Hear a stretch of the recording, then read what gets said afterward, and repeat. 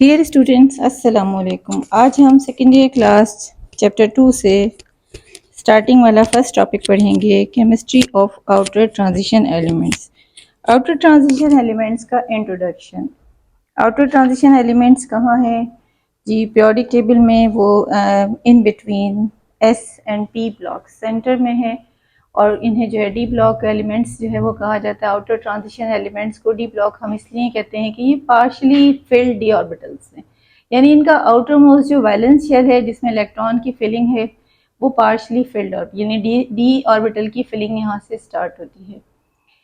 ये D block elements की जो कंपाउंड्स हैं इनकी बहुत सारी इंपॉर्टेंट केमिकल प्रॉपर्टीज़ हैं और बहुत सारी इनकी इंडस्ट्रियल एप्लीकेशंस हैं, और एक ये बहुत जो है वर्सेटाइल जो है वो करेक्टरिस्टिक रखते हैं। तो इनको जो है इनकी जो जनरल करेक्टरिस्टिक प्रॉपर्टीज़ जो हैं उनको हम टाइम टू टाइम देखेंगे, यहाँ जस्ट फॉर आउटलाइन के वर्सेटाइल ऑक्सीडेशन स्टेट। अब यहाँ पर देखें कि जो डी ऑर्बिटल है इसमें भी इलेक्ट्रॉन्स की फिलिंग है, और साथ में जो एस ऑर्बिटल है वहाँ भी जो है 2 इलेक्ट्रॉन्स हैं। तो इस वजह से इन एलिमेंट्स की जो ऑक्सीडेशन स्टेट है वो जो है डिफरेंट हो जाती है, यानी कि वेरिएबल ऑक्सीडेशन स्टेट होती है, और उस वर्सेटाइल ऑक्सीडेशन स्टेट की वजह से इनके जो कंपाउंड्स हैं वो डिफरेंट कॉम्प्लेक्सेस फॉर्मेशन जो है उसमें पार्टिसिपेट करते हैं।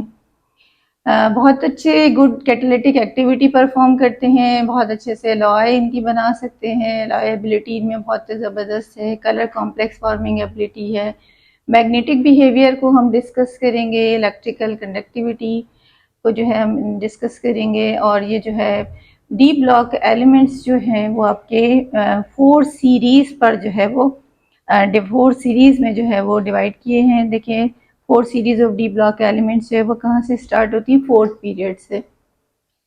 तो 4th पीरियड जो है उसमें देखें जो भी n नंबर होता है उस n नंबर से डी ऑर्बिटल एक कम होता है, यानी कि जनरल कॉन्फ़िगरेशन जो है उसमें क्या होती है कि n जो भी नंबर होगा जो आपका पीरियोडिक पीरियड का नंबर है वो n, और d जो है उसमें n-1 होगा।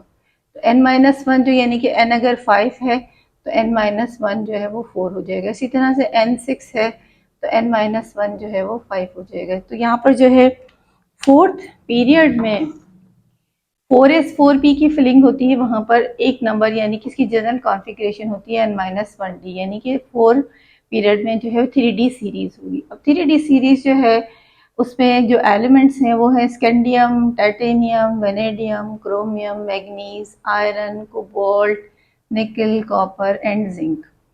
इनकी जो है डिटेल से हम कॉन्फ़िगरेशन और इनकी केमिकल प्रॉपर्टीज़ और जो बिहेवियर है वो हम अभी डिस्कस करते हैं। जनरली पहले हम इनके जो 4 डिस्ट्रीब्यूशंस हैं डी ब्लॉक के पीरियोडिक टेबल में उनको थोड़ी सी आउटलाइन देख लेते हैं। 5th पीरियड जो है वो आपका जो है 4th डी सीरीज़ पर जो है वो जो है डिपेंड करता है। देखिए यहाँ पर जो n नंबर है वो 5 है तो n-1 आपका d हो जाएगा 4d। ये सीरीज जो है वो आपकी यट्रियम से स्टार्ट होती है और कैडमियम तक जाती है। नेक्स्ट वन 6 पीरियड में 5th डी सीरीज है। 5d सीरीज जो है वो लेंथेनाइट सीरीज, और जो 6 है वो आपकी एक्टिनाइट सीरीज, यानी लेंथेनम एक्टिनम जो है सीरीज जो है इनमें डिस्ट्रीब्यूट होती है। लेंथेनाइट सीरीज लेंथेनम से स्टार्ट होती है, मरकरी तक है, और जो आपकी 6d सीरीज है वो एक्टिनम से स्टार्ट होती है और कॉपरनीशियम तक है। जी अब डिटेल से जो हम इसकी general feature of outer transition element देखते हैं। General features of outer transition elements. Outer transition elements have metallic lustre, यानी कि वो मेटेलिक फॉर्म में एग्जिस्ट करते हैं और उनकी सरफेस पर बहुत ज़्यादा शाइनिंग होती है, शाइनी अपीयरेंस। हार्ड होते हैं, इनके मेल्टिंग बॉइलिंग पॉइंट बहुत ज़्यादा होते हैं। High density, ductile and malleable, ये एक बहुत इंपॉर्टेंट प्रॉपर्टी है ट्रांजिशन एलिमेंट्स की कि डक्टाइल एंड मैलिएबल के हम इनकी जो है वो वायर्स बना सकते हैं और शीट्स बना सकते हैं। इनके जो मेल्टिंग बॉइलिंग पॉइंट है एलिवेटेड होते हैं। यहाँ देखिए मैंने नोट किया है एक्सेप्ट जिंक। जिंक का जो 3d ऑर्बिटल है वो कम्प्लीटली फिल होता है 3d 10 इलेक्ट्रॉन से, और इसके जो उसका जो मेल्टिंग पॉइंट है वो थोड़ा लो है as compare to other group members. Atomic radii fall within an intermediate range, neither exclusively large nor small. जो इनके एटॉमिक रेडियस होते हैं वो इंटरमीडिएट रेंज के हैं, और वो ना तो बहुत ज़्यादा जो है बड़े हैं और ना ही बहुत ज़्यादा जो है वो छोटे हैं, क्योंकि देखिए सेम ऑर्बिटल में इलेक्ट्रॉन की फिलिंग हो रही है, तो थोड़ा सा बहुत वेरिएशन इसमें है, बाकी जो है इतना कोई एनॉमलस जो है वो एटॉमिक रेडियम में बिहेवियर नहीं है। Ionization energy across the period from zinc to scandium to zinc, ionization potential increase due to increase in nuclear charge। देखिए सेम ऑर्बिटल में जब फिलिंग होती है, जैसे यहाँ पे हमने देखा है कि 3D ऑर्बिटल में इलेक्ट्रॉन्स की फिलिंग हो रही है, तो वहाँ पर जो है वो न्यूक्लियर चार्ज इंक्रीज होता है और आयनाइजेशन एनर्जी जो है वो नॉर्मली इंक्रीज होती है। तो यहाँ भी वही एक जनरल ट्रेंड जो है वो ऑब्जर्व किया गया है। ये कंपाउंड जो है वो वेरिएबल ऑक्सीडेशन स्टेट शो करते हैं। तो यहाँ पर देखिए मैंने एक इम्पॉर्टेंट पॉइंट नोट किया है कि जो लो ऑक्सीडेशन स्टेट होती है इनकी, उसमें इनके कंपाउंड जो है वो आयनिक नेचर के होते हैं, और जो हायर ऑक्सीडेशन स्टेट है उसमें कंपाउंड जो है वो कोवलेंट नेचर के होते हैं। इलेक्ट्रोनेगेटिविटी, अब यहाँ देखें जो ये डी ब्लॉक की लोकेशन है वो एस ब्लॉक है। देखिए हमारी पीरियोडिक टेबल की लेफ्ट साइड पर जो है फर्स्ट 2 लाइंस जो हैं वो आपकी एस ब्लॉक की हैं, देन जो मिडल में डी ब्लॉक है, और जब हम एक ऐसे अक्रॉस द पीरियड जाते हैं तो लास्ट में जो है हमारा पी ब्लॉक आता है। तो देखिए जो एस ब्लॉक एलिमेंट्स होते हैं वो हाईली इलेक्ट्रोपॉजिटिव होते हैं, और जो पी ब्लॉक एलिमेंट्स उसमें नॉन मेटल्स हैं और वो हाईली इलेक्ट्रोनेगेटिव होते हैं। यानी कि जनरली क्या होता है कि अक्रॉस द पीरियड जो है इलेक्ट्रोपॉजिटिविटी जो है वो डिक्रीज होती जाती है और इलेक्ट्रोनेगेटिविटी इंक्रीज होती है। तो यहाँ पर भी कुछ ऐसा ही है कि स्कैंडियम से जब हम जिंक तक जाते हैं तो इलेक्ट्रोनेगेटिविटी जो है वो थोड़ी बहुत जो है वो इंक्रीज होती है। यानी कि अगर स्कैंडियम की जो इलेक्ट्रोनेगेटिविटी है वो है आपकी 1.3, तो उसके बाद जो है टाइटेनियम 1.5, 1.6, 1.8, 1.8, 1.9 से फिर यहाँ तक जो है ये इंक्रीज होती है। और जिंक जो है उसका बिहेवियर थोड़ा सा डिफरेंट होगा कि वहाँ पर जो है इलेक्ट्रोनेगेटिविटी इसलिए डिक्रीज हो जाती है कि वहाँ पर 3D ऑर्बिटल जो है उसका कंप्लीट होता है और उसमें ऑक्सीडेशन स्टेट जो वेरिएबल नहीं होती। इलेक्ट्रॉनिक कॉन्फ़िगरेशन में एक थोड़ा सा एक जो है यानी कि डिफरेंट सा क्राइटेरिया है इसका। वैसे हम इसको जो सीक्वेंस से अगर लिखें, scandium, titanium, vanadium, chromium, manganese, iron, cobalt, निकल, कॉपर एंड जिंक। तो ये देखें तरतीब से यहाँ पर नंबर आते हैं 21, 22, 23, 24, 25, 26 से ये 30 तक। अब अगर हम इनकी इलेक्ट्रॉनिक कॉन्फ़िगरेशन लिखते हैं तो ये देखें यहाँ पर 20 माने इलेक्ट्रॉन आपको फिल करने हैं। तो ये 1s2, 2s2, 2p6, 3s2, 3p6, ये देखें 2, 2, 4, 6, 10, 12 और ये 18, 19, 20, 21। यानी एक बिल्कुल यहाँ पर जो जनरल सा ट्रेंड था कि ये 21 D1 है तो ये 22 जो है वो D2 हो जाएगा, 23 D3 होगा, और 24 जो है वो यानी कि सीक्वेंस के हिसाब से D4 होना चाहिए। लेकिन वहाँ पे लास्ट में मैंने एक डायग्राम ड्रॉ की है। तो होता ये है कि जब डी ऑर्बिटल में जो है 4 अनपेयर इलेक्ट्रॉन होते हैं तो 4s से इलेक्ट्रॉन जो है वो जंप करके 3D ऑर्बिटल में शिफ्ट हो जाता है, ताकि जो ये 4s और 3D दोनों हैं वो हाफ फिल्ड ऑर्बिटल की इलेक्ट्रॉनिक कॉन्फ़िगरेशन जो है वो गेन कर सकें, और इस तरह से जो है मोर स्टेबल इलेक्ट्रॉनिक कॉन्फ़िगरेशन इसकी होती है 4s1 3d5। उसके बाद देखें नॉर्मल सीक्वेंस है 25 है मैग्नीज तो 3d5, 26 iron 3d6, 27 cobalt 3d7, 28 निकल 3d8। जो ट्रेंड हमने यहाँ देखा वही ट्रेंड जो है वो यहाँ कॉपर में भी है कि कॉपर में क्या है कि जब 3d जो है 9 होता है तो वहाँ पर एक जो है इलेक्ट्रॉन 3d में कम है, तो उसको 3s 3p3d को कम्प्लीटली फिल करने के लिए और मोर स्टेबल कॉन्फ़िगरेशन गेन करने के लिए जो इलेक्ट्रॉन 4s ऑर्बिटल है उसमें से जंप करके 3d में शिफ्ट हो जाता है, और यहाँ पर जो है वो 3d जो इनर शेल है वो कंप्लीट हो जाता है। और ये जो कॉन्फ़िगरेशन है ये इसको एक्स्ट्रा जो है वो स्टेबिलिटी प्रोवाइड करती है। तो यहाँ देखिए मैंने स्टार से इसको मार्क किया है पॉइंट आउट करने के लिए, ताकि आप इस जो है जो डिफरेंट कॉन्फ़िगरेशन है आप उसको नोट कर लें। और जिंक जो है उसमें भी देखिए लास्ट में 3d10 तो वो नॉर्मल सीक्वेंस के साथ ही है कि 4s2 3d10। Next property discuss करते हैं binding energy. Binding energy is the amount of energy required to separate the constituent of a bounded system. यानी कोई भी बाउंडेड सिस्टम के जो कॉन्स्टिट्यूएंट्स हैं, जो उसमें कंपोनेंट्स हैं, उनको सेपरेट करने के लिए जो हमें एनर्जी चाहिए उसको हम बाइंडिंग एनर्जी कहते हैं। यानी किसी भी एटम, न्यूक्लियस या पार्टिकल्स के जो कंपोनेंट्स हैं उनको हम सेपरेट करने हों। It represent the strength of attractive force holding the system together. यानी कि अगर किसी सिस्टम के कॉन्स्टिट्यूएंट्स बहुत ज़्यादा टाइटली पैक हैं और बहुत स्ट्रांग उनमें अट्रैक्टिव फोर्सेस हैं तो उनको रिमूव करना थोड़ा मुश्किल होगा, बाइंडिंग एनर्जी ज़्यादा होगी, रिक्वायर होगी वहाँ पर। और अगर वो लूजली बॉन्डेड है, उनमें अट्रैक्टिव फोर्सेस जो वो वीक हैं, तो बाइंडिंग एनर्जी जो है उसका अमाउंट कम होगा और इजीली उनको जो है वो सेपरेट किया जा सकेगा। अब डी ब्लॉक एलिमेंट्स में क्या होता है कि डी ब्लॉक एलिमेंट्स में higher binding energy. Higher binding energy का रीज़न क्या है कि जब हम क्रॉस द पीरियड जाते हैं तो देखें सेम ऑर्बिटल की जो है वो फिलिंग होती है D1 से, यानी 3D है तो 3D में D1, D2, D3 इस तरह से D10 तक। तो इस तरह से सेम ऑर्बिटल में जब फिलिंग होती है तो वहाँ इस strong attraction of electron across the period in D orbital increase हो जाती है। एटॉमिक रेडियस जो है वो डिक्रीज होता है। जैसे हम सेम ऑर्बिटल में इलेक्ट्रॉन्स की फिलिंग करते हैं तो वहाँ पे एटॉमिक रेडियस भी डिक्रीज होता है। और जब इलेक्ट्रॉन की quantity time to time increase होती जाती है 1 2 3 4 to 10, तो वहाँ न्यूक्लियर चार्ज भी इंक्रीज हो जाता है और need more energy to remove electron. ठीक है, ये हमने जो तीनों ट्रेंड जो है यहाँ पर नोट किए हैं वो इंक्रीज जो है वो अक्रॉस द पीरियड हमने जो है इसका बिहेवियर देखा है कि अगर हम अक्रॉस द पीरियड यानी कि स्कैंडियम, टाइटेनियम, वेनेडियम से जिंक तक जाते हैं D1 से D10 तक, तो वहाँ पर एटॉमिक रेडियस डिक्रीज होता है, न्यूक्लियर चार्ज इंक्रीज होता है और बाइंडिंग एनर्जी जो है उसकी वैल्यू भी इंक्रीज होती है। अब अगर हम डाउन द ग्रुप इसका सीक्वेंस देखें, जैसे यहाँ पे मैंने ये ड्रॉ किया है कि फोर्थ पीरियड में 3D1 से 3D10 की फिलिंग होगी, फिफ्थ पीरियड में 4D1 से 4D10, सिक्स पीरियड में 5D1 से 5D10, सेवन पीरियड में 6D1 से 6D10।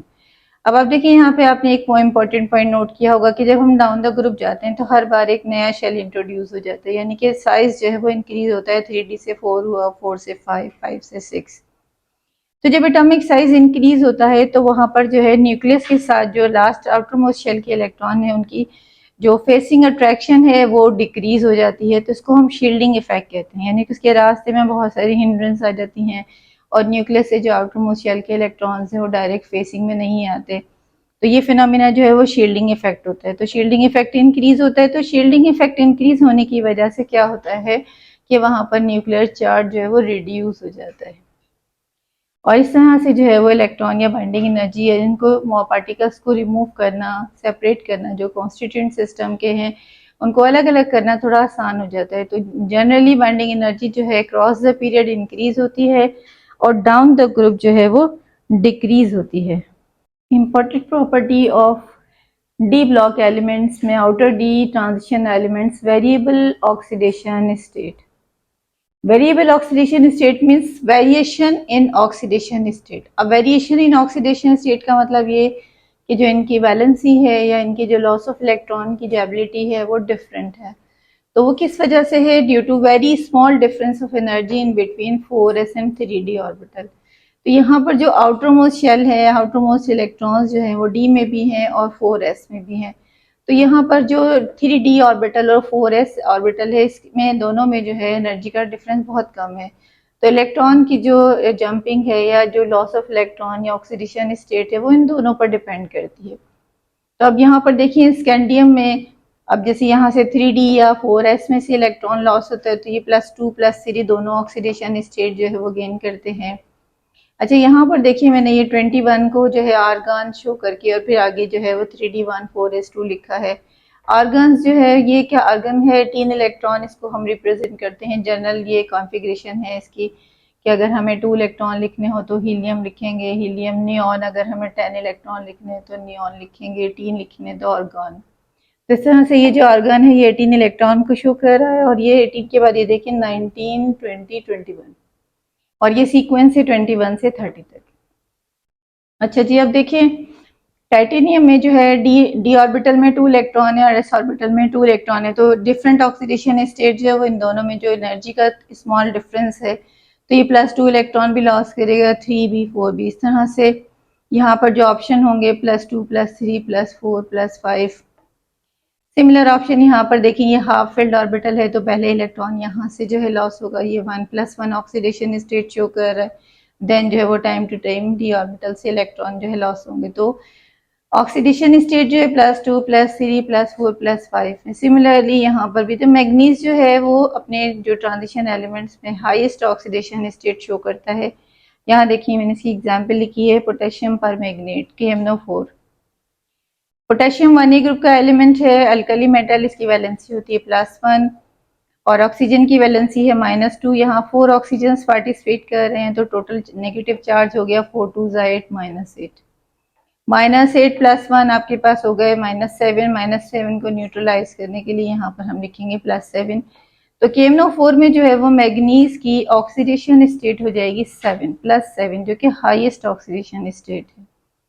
इसी तरह से आयरन में भी ये डिफरेंट ऑक्सीडेशन स्टेट शो करेंगे, +2 से +6 तक हैं। कोबाल्ट में भी देखें 2 3 4। अब लास्ट में निकल में भी जैसे यहाँ पर जो इलेक्ट्रॉन्स जो है उनकी अकुमुलेशन ज़्यादा होती जाती है, न्यूक्लियर चार्ज इंक्रीज होता है, तो ऑक्सीडेशन स्टेट जो है उसकी पॉसिबिलिटीज़ भी जो है वो डिक्रीज होती जाती हैं। यहाँ पर देखें 4s1 3d और लास्ट वाला जो है इसमें ये 3 ऑर्बिटल डी ऑर्बिटल बिल्कुल कंप्लीट होता है, तो यहाँ से सिर्फ ओनली जो है जिंक की एक ही ऑक्सीडेशन स्टेट होती है 4s2। तो डिफरेंट वेरिएबल ऑक्सीडेशन स्टेट्स जो हैं वो इनकी due to very small difference in energy in between the orbital 3d and 4s है, तो वहाँ पर डिफरेंट इलेक्ट्रॉन में ट्रांजिशन जो है वो पॉसिबल है। तो ऑक्सीडेशन स्टेट जो डी ब्लॉक एलिमेंट्स के हैं वो डिफरेंट ऑक्सीडेशन स्टेट शो करते हैं। दी next property outer transition elements की ही कैटालिटिक एक्टिविटी। ये बहुत एक इम्पॉर्टेंट जो है कमर्शियल यूज़ है इस ग्रुप के एलिमेंट्स का कि most of the transition elements and their compound serve as catalyst. Catalyst जो है वो कंपाउंड होते हैं जो रिएक्शन में जो है पार्टिसिपेट करते हैं और विदाउट कंज्यूमिंग जो है रेट ऑफ रिएक्शन को जो है उस पर अफेक्ट करते हैं। तो कैटलिस्ट जो है वो 2 टाइप के होते हैं कि पॉजिटिव या negative, which stimulator enhance the rate of reaction. उस हिसाब से कि कुछ कैटलिस्ट ऐसे होते हैं जो रिएक्शन रेट को इंक्रीज करते हैं, पॉजिटिव कैटलिस्ट, और जो डिक्रीज करते हैं वो नेगेटिव कैटलिस्ट। तो कैटलिस्ट भी जो है केमिकल्स होते हैं जो रेट ऑफ रिएक्शन पे अफेक्ट करते हैं। न्यूमरस रिएक्शन या कुछ एग्जाम्पल जो रिलेटेड टू कोर्स ही हैं, यहाँ पे हमने इनको नोट किया है, मेंशन किया है कि जो कैटालिटिक बिहेवियर है एडिशन ऑफ हाइड्रोजनेशन। ठीक है, अब ये देखें यहाँ पर एक कार्बन कार्बन डबल बॉन्ड एक कंपाउंड हमने यहाँ शो किया है, ईथीन ये कंपाउंड है और इसमें कार्बन कार्बन डबल बॉन्ड है और ये हाइड्रोजन जो है वो यहाँ पर ऐड होगा, ये बाई बॉन्ड ओपन होगा और हाइड्रोजन जो है वो दोनों एक यहाँ पर एक यहाँ इस तरह से ये ईथेन सेचुरेटेड हाइड्रोकार्बन बनाएंगे। तो ये हाइड्रोजन जो है ये स्मॉलेस्ट मॉलिक्यूल है और इसका इलेक्ट्रॉन जो है न्यूक्लियस के बहुत क्लोज होता है, इसका बॉन्ड तोड़ना बहुत मसला होता है। 104 किलो कैलोरी इसकी बॉन्ड एनर्जी है, 5000 इसको हम वोल्ट सप्लाई करें तब ये बॉन्ड ब्रेक होता है। लेकिन देखें कैटलिस्ट की हेल्प से ये 300 डिग्री C पर ये रिएक्शन नॉर्मली परफॉर्म हुआ और ये जो बॉन्ड जो है यहाँ पे और हाइड्रोजन इसमें ऐड हो गया। सेकंड जो यहाँ पर जो कैटालिटिक जो इम्पोर्टेंस यहाँ शो कर रहे हैं हम ट्रांजिशन एलिमेंट्स की, वो है synthesis of ammonia. Ammonia synthesis जो है एक बहुत इंपॉर्टेंट हैबर-बाश प्रोसेस है और इससे जो है वो हम अमोनिया प्रिपेयर करते हैं। यहाँ पे ये अमोनिया जो है वो ऑक्सीडेशन के बाद nitric acid host world process में भी यूज़ होती है। वैसे अमोनिया के अपने भी यूजेस हैं, लेकिन नाइट्रिक एसिड में भी हम ये अमोनिया जो है वो यूज़ करते हैं ऑक्सीडेशन के बाद। Nitric oxide, nitrogen dioxide absorption, इस तरह से नाइट्रिक एसिड भी प्रिपेयर होता है। तो ये synthesis of ammonia Haber Bosch process में देखें nitrogen combines with hydrogen to form ammonia. तो यहाँ पे फाइनली डिवाइडेड आयरन पाउडर जो है वो यूज़ करते हैं जो एज अ कैटलिस्ट है और वो इन दोनों गैसेस को जो है वो कंबाइन होकर अमोनिया फॉर्मेशन में हेल्प करता है। थर्ड वन जो एक इसका बहुत इंपॉर्टेंट कमर्शियल यूज़ है contact process sulphuric acid. Sulphuric acid जो है इसकी प्रिपरेशन में ये स्टेप है कॉन्टेक्ट टावर में जो सल्फर डाइऑक्साइड गैस की ऑक्सीडेशन है सल्फर ट्राइऑक्साइड में कन्वर्ट होता है with the help of vanadium pentoxide. ये यहाँ पर एज अ कैटलिस्ट काम करता है और जो सल्फर डाइऑक्साइड की ऑक्सीडेशन है जो कि सल्फर ट्राइऑक्साइड फॉर्मेशन के लिए है उसको जो है ये स्पीड अप करता है वेनेडियम पेंटाऑक्साइड। अब ये जो रिएक्शंस हैं इनकी जो कैटालिटिक बिहेवियर है कैटालिटिक एबिलिटी है उसकी ये 2 रीज़न है कि जो ट्रांजिशन एलिमेंट्स हैं उनकी वेरिएबल ऑक्सीडेशन स्टेट होती है। तो वेरिएबल ऑक्सीडेशन स्टेट की वजह से क्या करते हैं कि easily withdraw a land electron. तो यहाँ पर वो यानी डिफरेंट ट्रांजिशन ऑफ इलेक्ट्रॉन है 3d एंड 4s ऑर्बिटल में, तो ये जल्दी से इलेक्ट्रॉन विड्रॉ या लैंड कर सकते हैं टू फॉर्म अनस्टेबल इंटरमीडिएट, ठीक है, वो विच फाइनली चेंज इनटू प्रोडक्ट। तो वहाँ पर जो एक अनस्टेबल इंटरमीडिएट बन जाता है और वो प्रोडक्ट में बाद में कन्वर्ट हो जाता है। तो इस तरह से जो रिएक्शन है उसकी स्पीड जो है वो ज़्यादा हो जाती है। सेकंड जो इम्पोर्टेंट पॉइंट यहाँ जो इनका कैटालिटिक रिएक्शन को जो है शो कर रहा है वो सरफेस ऑफ ट्रांजिशन मेटल, यानी ट्रांजिशन मेटल की जो सरफेस है वो बहुत सारी एक्टिव साइट शो करती है और वो जो रिएक्टिंग मीडियम को जो है वो मेनी एक्टिव साइट्स प्रोवाइड करती है where reactant molecule can adsorb. तो वहाँ पर जो मॉलिक्यूल जो है रिएक्टेंट मॉलिक्यूल जो है वो एड्सॉर्ब हो जाते हैं, जिससे रिएक्शन जो है उसकी स्पीड जो है वो ज़्यादा हो जाती है। तो ये कैटालिटिक बिहेवियर के दो इम्पॉर्टेंट पॉइंट हैं। Magnetic behavior of transition metals. Atom, ion or molecule when exposed to strong external magnetic field exhibit two distinct characters. They are attracted by magnetic field or they are repelled by magnetic field. When the substance is attracted by magnetic field, it is called paramagnetic, and the substance which repelled by magnetic field are called diamagnetic. यानी वो substance जिनको magnetic field जो है वो attract करती है वो paramagnetic होते हैं और जिन्हें रिपेल करती है वो डायमैग्नेटिक होते हैं। अब यहाँ देखिए हमने दोबारा से वही स्कैंडियम से जिंक तक एक सीरीज ड्रॉ की है और उसकी कॉन्फ़िगरेशन को हमने अनपेयर इलेक्ट्रॉन से शो किया। अब देखिए जहाँ तक भी अनपेयर इलेक्ट्रॉन्स हैं वो अनपेयर इलेक्ट्रॉन जो है वो मैग्नेटिक मोमेंट को जनरेट करते हैं। Spinning of unpaired electron generate a magnetic moment. तो वो सारे कंपाउंड्स जिनमें अनपेयर इलेक्ट्रॉन हैं वो पैरामैग्नेटिक बिहेवियर शो करते हैं। अब देखें जिंक में जो है वो अनपेयर इलेक्ट्रॉन नहीं है तो इसका जो बिहेवियर है वो डायमैग्नेटिक होगा। रीज़न मैंने लिखा है, देखें, no unpaired electron in D orbital, ठीक है। तो जो अगर वन और मोर देन अनपेयर इलेक्ट्रॉन यानी एटलीस्ट वन भी हो, मोर देन वन हो तो कोई मसला नहीं, एटलीस्ट वन हो, तो वन और more than unpaired electron spinning जो है जनरेट करते हैं मैग्नेटिक मोमेंट को। This magnetic moment cause the iron to attract with the external magnetic field. और ये जो है इस तरह से जो अनपेयर इलेक्ट्रॉन जो कंपाउंड्स हैं वो मैग्नेटिक बिहेवियर जो है शो करते हैं, इलेक्ट्रॉन मैग्नेटिक फील्ड को अट्रैक्ट करते हैं, एक्सेप्ट जिंक। जिंक जो है वो डायमैग्नेटिक होता है due to lack of unpaired electron in d orbital. Alloy formation is another important property of transition metal. Alloy is a homogeneous mixture of two or more elements with at least one of them being a metal. यानी metal metal का ऐसा mixture या उसमें कोई non metal या metal हो जो कि एक यानी कि एक हार्ड सब्सटेंस क्रिएट करे, उसे हम एलॉय कहेंगे। अब ये जो ट्रांजिशन मेटल्स होते हैं ये इनमें सिमिलैरिटीज इन एटॉमिक साइज है तो ये इजीली मिक्स हो जाते हैं और इजीली एलॉय बनाते हैं। कुछ इंपॉर्टेंट एलॉय को हम यहाँ पर डिस्कस करते हैं। नंबर वन है स्टेनलेस स्टील। स्टेनलेस स्टील जो है वो कंपोजिशन है आयरन, निकल एंड क्रोमियम का, और ये कटलरी, सर्जिकल इंस्ट्रूमेंट्स वगैरह इस तरह के जो है वो यूजेस में जो है वो काम आता है। ड्यूराल्यूमिन, इसमें एल्युमिनियम, कॉपर, मैग्नीशियम, मैग्नीज है और ये टेंसिल और एरोप्लेन बनाने में इस्तेमाल होता है।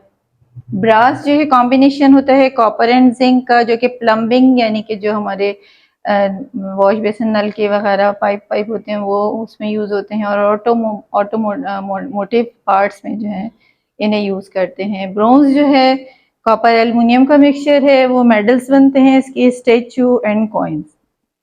अब देखिए हमें एलॉय बनाने का फ़ायदा क्या है, यानी कि प्रॉपर्टीज़ क्या है। जब हम एलॉय बनाते हैं तो वो उनकी जो रिजिडिटी है वो स्ट्रांग हो जाती है, स्ट्रेंथ जो है वो एक्स्ट्रा हो जाती है, वो लाइट वेट होते हैं, उनकी शाइनिंग जो है इंक्रीज हो जाती है, और रेजिस्टेंस अगेंस्ट क्रोजन यानी उनको जो है जो जंग वगैरह लगने की जो प्रॉपर्टी हो वो थोड़ा सा उससे जो प्रोटेक्शन मिल जाती है।